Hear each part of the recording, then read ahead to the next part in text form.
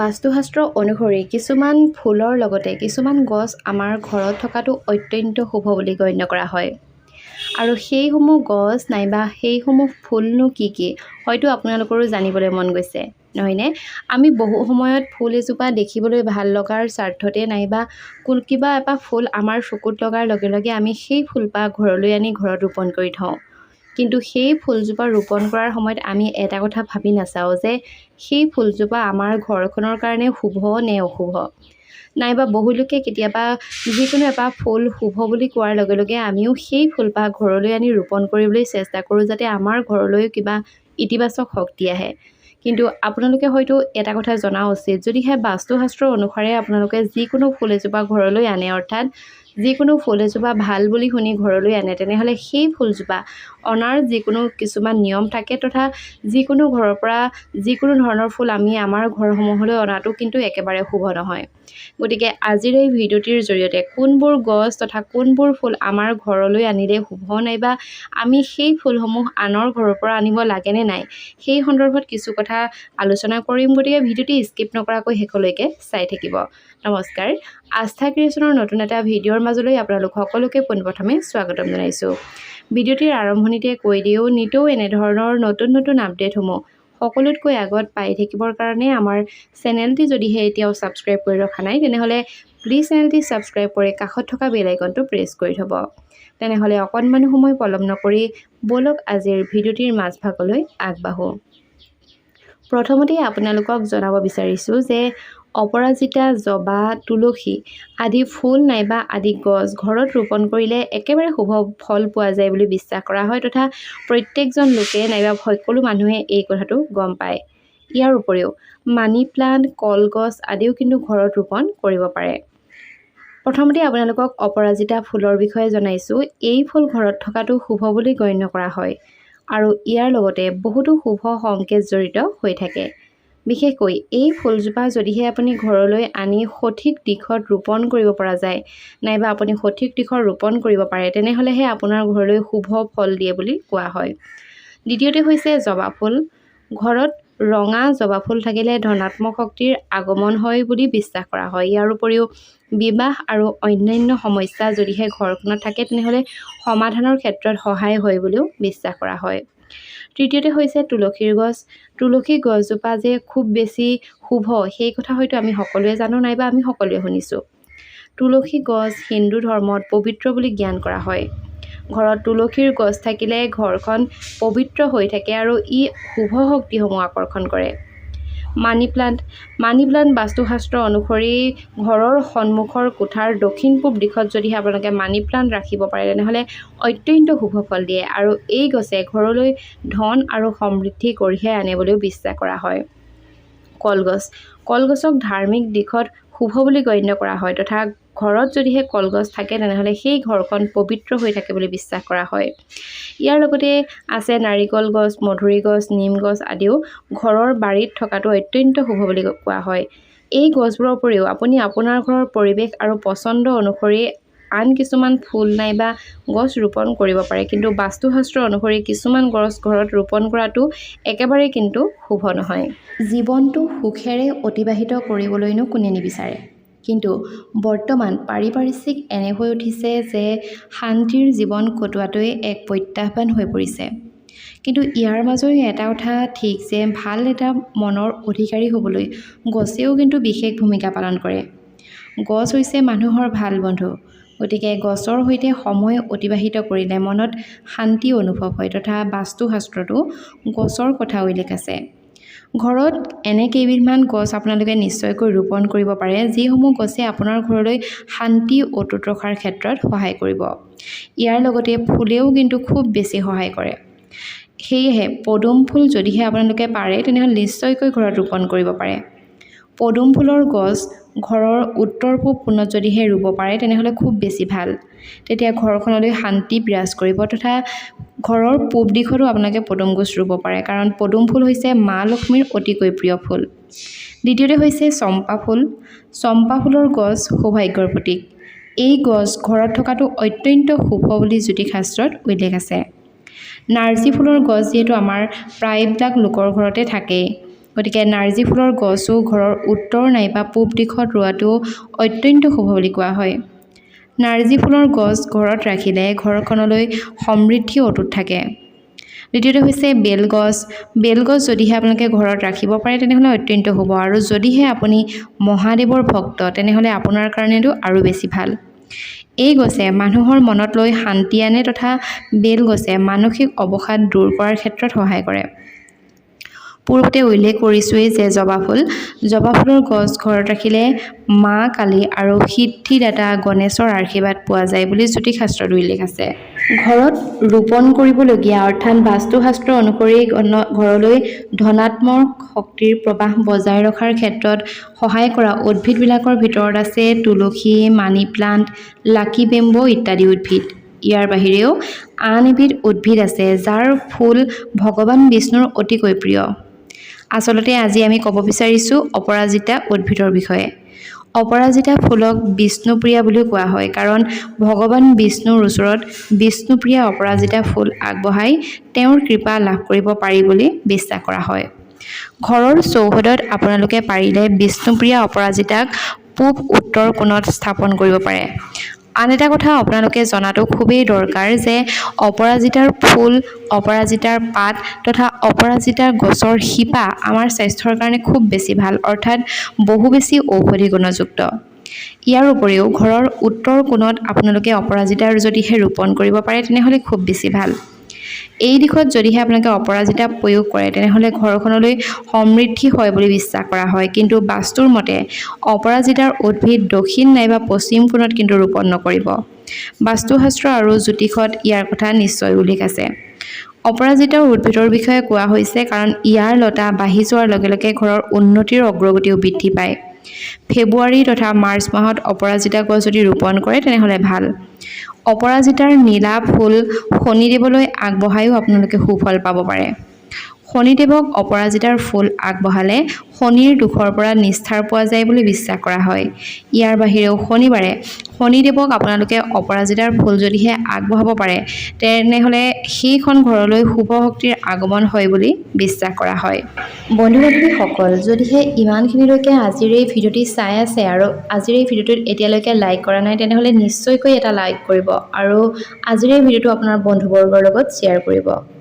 যদিহে আপোনাৰ ঘৰখনত দেখিছে যে আপুনি বাস্তুদোষৰ সন্মুখীন হৈ আছে, অৰ্থাৎ আপোনাৰ ঘৰখন বাস্তুদোষত আছে বুলি আপুনি যদিহে ভাবিছে তেনেহ'লে বাস্তুদোষ দূৰ কৰিবৰ কাৰণে তথা বাস্তুদোষৰ পৰা আঁতৰি থাকিবলৈ ঘৰ সাজোতে বাস্তু বিশেষজ্ঞৰ বহুলোকে পৰামৰ্শ লয় আৰু সেই কথা হয়তো আপোনালোক সকলোৱে জানে। বাস্তুদোষ দূৰ কৰিবলৈ ঘৰৰ লগতে আপোনাৰ ঘৰৰ চৌদিশটো নজৰ দিয়াটো কিন্তু সমানেই দৰকাৰ। আপোনাৰ ঘৰত নাইবা আপোনাৰ ঘৰৰ চাৰিওফালে কিছুমান গছ আপোনালোকে ৰোপণ কৰিও বাস্তুদোষসমূহ আঁতৰ কৰিব পাৰে। ইয়াৰ কাৰণে আপোনালোকে কলগছ ৰোপণ কৰিব পাৰে, কাৰণ কলগছক অত্যন্ত শুভ বুলি কোৱা হয় তথা ঘৰৰ উত্তৰ পূব দিশত কলগছ যদি আপোনালোকে ৰোপণ কৰে তেনেহ'লে আপোনাৰ ঘৰৰ পৰা বাস্তুদোষ নিজে নিজে নাইকিয়া হ'ব। যদিহে কলগছৰ লগতে তুলসী গছ ৰোপণ কৰে তেনেহ'লে তাৰ ফল আৰু অধিক শুভ হ'ব।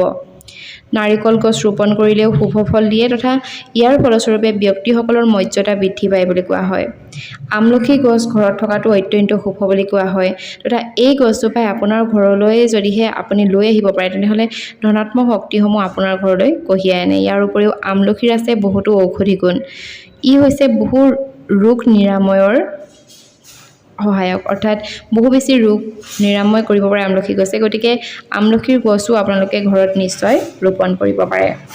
বন্ধু-বান্ধৱীসকল, পূৰ্বতে যিহেতু উল্লেখ কৰিছিলোঁ যে কিছুমান ফুল তথা কিছুমান গছ আছে যিবোৰ গছ আমি সৰ্বসাধাৰণতে কাকোৱে দান কৰাটো একেবাৰে উচিত নহয় তথা এনে কিছুমান ফুল আছে যিবোৰ ফুল আমি খুজিলে বুলিয়ে কাকো দি দিয়া উচিত নহয়।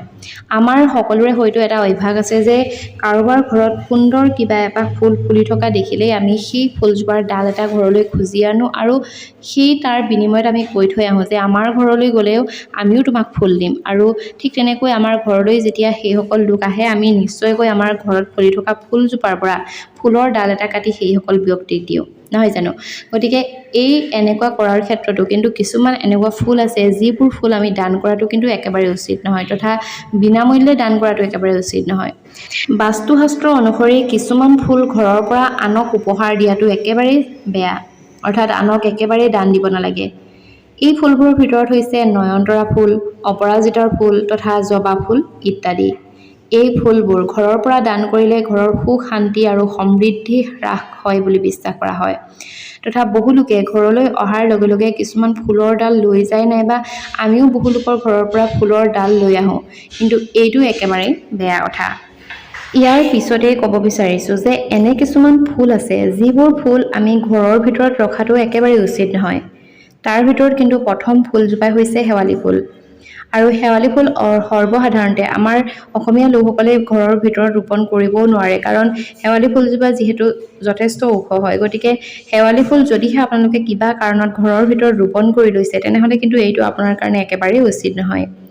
কিয়নো ইয়াৰ গোন্ধ কিছুমান মানুহৰ বাবে অসহ্য হ'ব পাৰে, তথা শেৱালি ফুলৰ পৰাও কিছুমান লোকৰ এলাৰ্জি হ'ব পাৰে। ইয়াৰ উপৰিও কিছুমান ফুল আছে যিবোৰ আপোনাৰ কাৰণে বিষাক্ত হ'ব পাৰে, যেনে কলকেচিয়া, ডাইফেনবাচিয়া ইত্যাদি, যিবোৰ ঘৰত ৰাখিলে শিশু তথা পোহনীয়া জন্তুৰ বাবে বিপদজনক হ'ব পাৰে। শেৱালি ফুলৰ গোন্ধ কিছুমান মানুহৰ বাবে বেছি হোৱাটো দেখা যায়, অৰ্থাৎ যাৰ ফলস্বৰূপে কিছুমান মানুহৰ মূৰ ঘূৰাবলৈ নাইবা বমি হ'বলৈ আৰম্ভ কৰে। গতিকে শেৱালি ফুলৰ গছ যদি আপোনালোকে ভিতৰত ৰাখি থৈছে, নাইবা শেৱালি ফুল আপোনালোকে যদি ভিতৰত ৰাখিছে, তেনেহ'লে নিশ্চয়কৈ এই ভুল নকৰিব।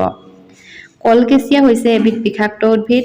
ইয়াৰ পাত আৰু কাণ্ডত কেলাছ থাকে, যিয়ে মুখ আৰু ডিঙিত জ্বলা-পোৰা কৰিব পাৰে। যদিহে এই ফুল আপোনালোকে ঘৰৰ ভিতৰত ৰাখি থৈছে, তেনেহ'লে নিশ্চয়কৈ আজি আঁতৰাই দিয়ক।